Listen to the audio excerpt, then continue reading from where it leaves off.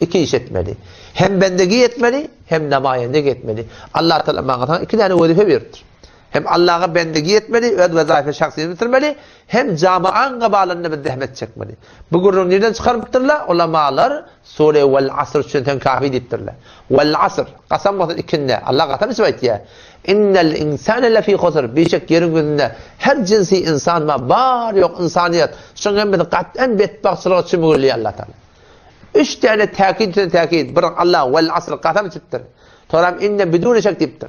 Lefî khusr. Lene lam tekit etiptir. Yani kule zemin guya kıbır kap. Allah Teala şu insanları ki şu kule zemin için yaşar kesip ya. Şulan hakkında üst taraf tekit aydıptır. Ki şu insanların hiç gaydına hoşluk yok. Ne dünyada ne ahirette. Meğer illa bir yerden bir haber geliptir. Bir adamlar var. Bir denadalar var. Şolong dünya ahirette abat bolacak. Näme Müslüman doğan? Allah'tan öğreneyli.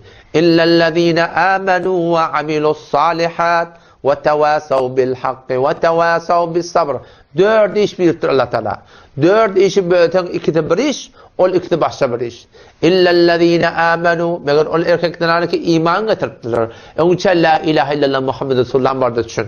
Namaz için okuy, Kur'an için okuy, imanın doğrula. İmanın oraya. Ondan sonra ve amilus salihat. Amel salih etmeli. Bana diyorlar bendeki, öğrendik bende otturdum. Bollu menni, biz bollu ediptir. Allah kasam götürüp aydıptu, bolmaya ve tevasav bil hak, cami'a doğruyunu etmeli. Halka doğruyunu etmeli.